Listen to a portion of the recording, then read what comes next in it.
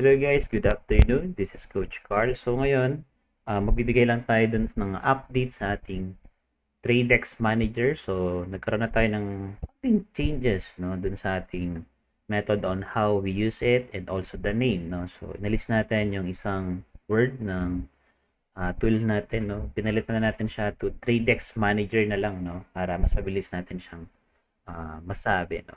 So meron na tayong bagong version. So magi-expired na po yung version 1 natin no this August. So kung gusto niyo pong mag-continue to use it, mag-request lamang po kayo dun sa ating website. You can use this for free guys no. So anyway, simple lang naman yung mga updates natin.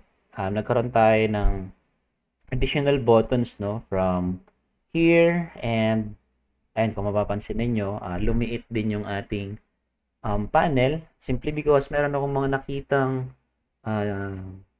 PC or computer or laptop na malilit lang talaga yung screen nila. Sa akin kasi medyo malaki siya kaya nale-leverage ko yung space nung ating chart. Pero sa mga maliliit po na chart ay nagbigay tayo ng adjustment sa kanila, nagbigay tayo ng update para mas ma-leverage nila on how to use this tool, no? So anyway,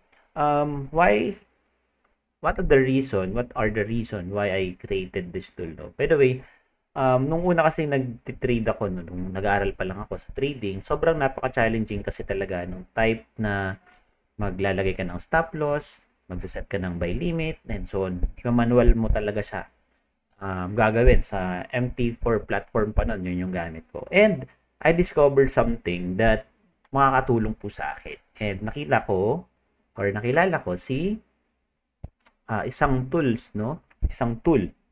Ito si Trader Agent. By the way, nabili ko po ito ng 99 USD way back 2022.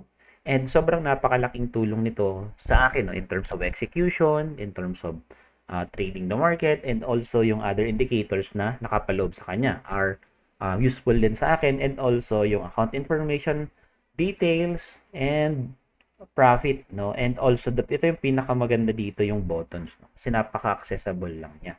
But, through times, no, nagkaroon kasi ng changes dun sa rulings nila, and nag-stop na sila magbenta ng license. Sabi ko, nagre-request ako, baka pwede nyo po kaming gawa ng MT5, and willing naman po kami mag-payment or magbayad ng panibago for another sa platform, no? But, they messaged me na hindi na daw nila ipagpapatuloy yung kanilang service, and hindi na sila nag-release ng panibagong licenses. So actually, sobrang napakaganda nito. So nire-recommend ko din to sa mga naging students ko, sa mga tinuturuan natin na gamitin din itong tools na to, no?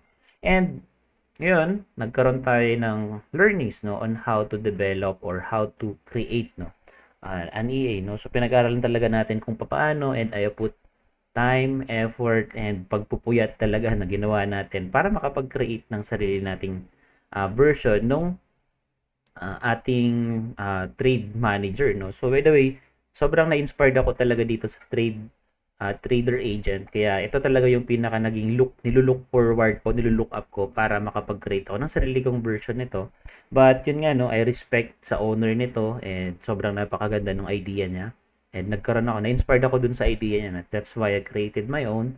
And currently, we are ongoing development pa rin naman. So dun sa first version natin is just a free use natin siya, pero nilagyan ko lang siya ng limitation ng up to 30 days I think, or 45 days ata yun, no? Para kung sakaling halimbawa magbibigay man ako ng panibagong update, so doon na tayo magbibigay, or doon na natin gagamitin yung pinaka-latest na version.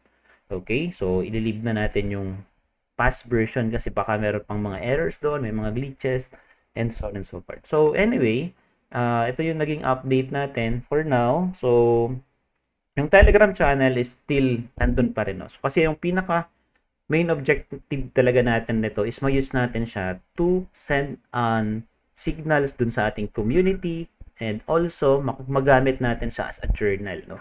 Kasi sa akin, no, sobrang napakahalaga talaga ng journaling. Sobrang importante sa akin na ma-back check ko yung mga recent trades ko, at the same time magkaroon ako ng notes, no, dun sa mga previous or recent trades ko, and also ma-check ko din kung baka merong problem dun sa execution sa broker, and so on and so forth.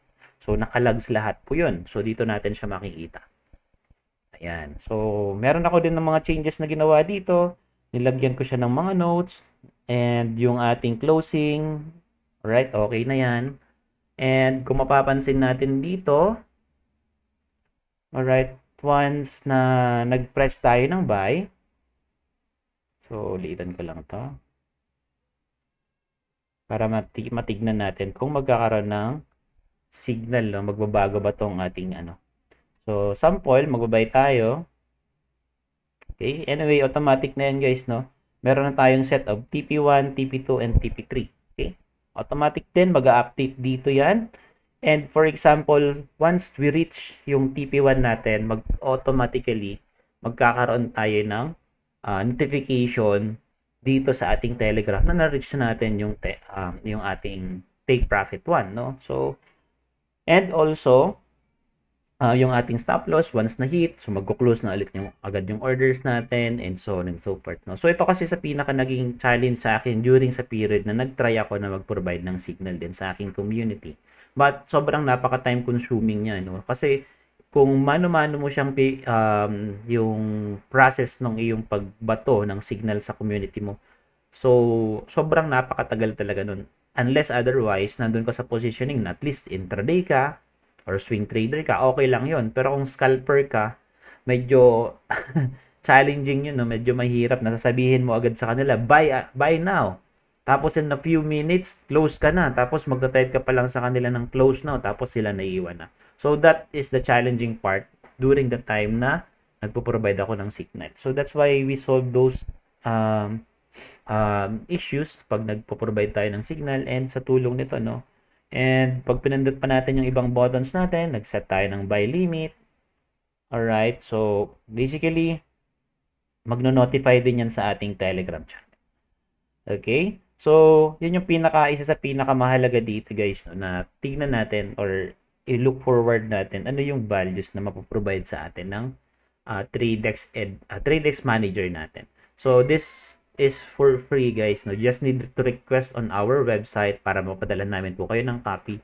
And now, nagkaroon tayo ng konting restriction, no? Kasi meron tayong mga nababasa that day, meron mga haka-haka or there's telling about us that maybe we need to protect our products and also yung tools na na-develop natin and we can take advantage din na magamit natin ito sa tama, no? Hindi natin magamit sa maling pamamaraan. Okay, so once sample, nag-close tayo ng buy natin. Alright, close buy. Automatically, lahat ng buy setup natin or position natin ay magko-close na din po yan. Yan na. So, yan. Close order. Ayan na, may button tayo dyan. Okay, ang mga idadagdag ko pa siguro dito is yung ating account information, which is like this one.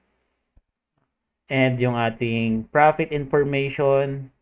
Ayan. So, maybe maglalagay din ako dito ng pivot, no? So, sobrang napakaganda nito. And ito, sobrang napakagaling ng developer dito, guys. No? High level talaga yung ginawa niya. Kasi meron pa siya dito mga button, which is hindi ko pa kayang gawin, no?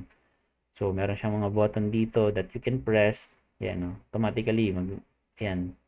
So, hopefully, sa mga susunod na version ng ating TradeX Manager ay magawa pa natin na mas mapaganda ito, no? So, I need your help also. Kung meron kayong mga feedback, suggestions na gusto nyo pang makita or magamit using our TradeX Manager. So, we are open for just suggestion and recommendation.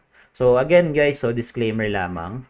And I'm not a pro developer, no? I am not a experienced developer talaga. Meron lang akong skills na mabilis akong mag-adapt, mabilis akong makapag-learn ng knowledge throughout those lessons na napapanood ko and nababasa ko and I apply it on my own, no? Myself, no?